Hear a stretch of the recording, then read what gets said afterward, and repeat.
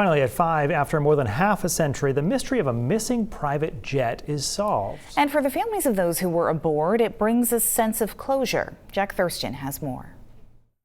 I'm feeling a mix of shock and disbelief at this time. Frank Wilder of Pennsylvania just took a big step toward healing, a journey he's been on for more than a half century. I never thought this day would happen. His dad, also named Frank Wilder, was one of 5 men who vanished after a business trip to Vermont in January 1971.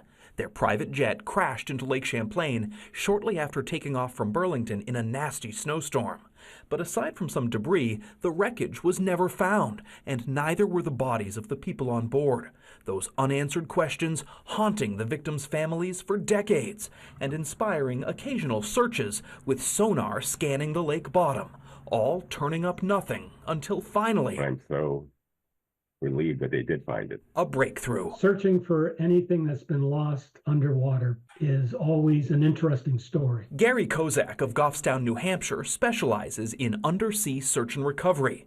Long intrigued by the puzzle of the missing jet, Kozak spent a couple years analyzing data from previous scans of the lake, looking closely for shapes that didn't seem natural. A series of follow-up searches with colleagues using high-resolution imaging technology and remote-operated vehicles this month, then finding a debris field showing a broken fuselage with paint scheme matching their target, along with the apparent remains of engines, an instrument panel, wing structure, and other evidence leaving Kozak certain he found the jet in question. If it walks like a duck, quacks like a duck, and looks sort of like a duck, it's probably a duck. There were a lot of people that contributed something that made this happen. And if any one of those didn't contribute, this never would have happened. He tells us he provided information on the discovery to authorities, including the National Transportation Safety Board, for final confirmation. I cried because we've had a lot of false alarms, something that looks like a plane, it's not a plane.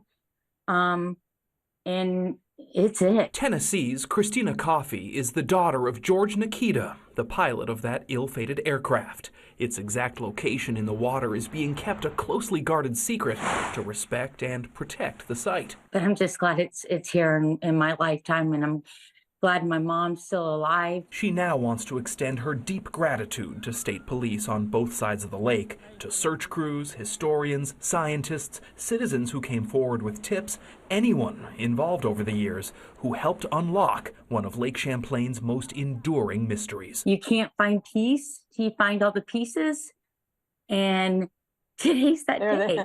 Today's the day. There are the pieces. They're all there. Today's the day, and it's done.